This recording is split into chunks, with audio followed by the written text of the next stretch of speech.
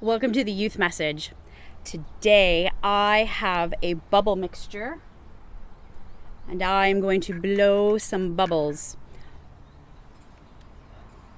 But I'm not just going to blow bubbles. I'm going to blow bubbles and I am going to save them.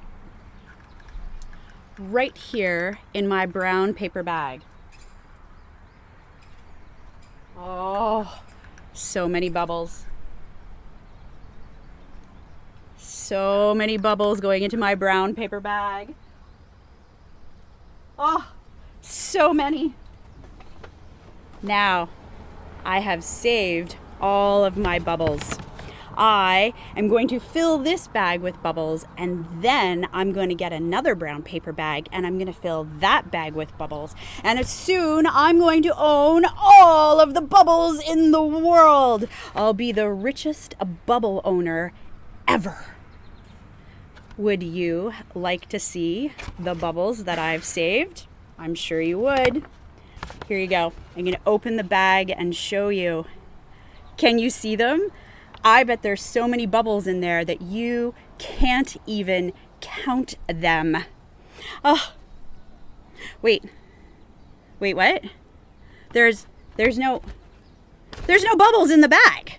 Well, where did all my bubbles go? Did you take my bubbles? What? They popped? Do you mean that I blew all of those bubbles for nothing? All of my riches are gone. I could have just as easily blown a bunch of bubbles for us all to enjoy. You know, this all reminds me of a parable that Jesus once told. He wanted to teach a lesson to two brothers that were fighting over money. In his story, Jesus says there was this rich man who had lots and lots of grain on his farm, but he had so much grain it didn't fit into his barn.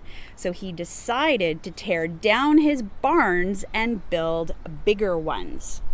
He didn't think to share his riches. He just wanted to save it all only for himself. But this story turned out a little like my bubble collection. Just when the rich man had stored up more than enough grain, he suddenly died. And all that grain, all those riches, well, they didn't do him any good. He couldn't take those riches with him. Do you think that man would have been happier if he had just shared his food and riches with the people around him? What else might he have done with all of those riches? Well, he could have made a lot of people happy. He could have made God happy.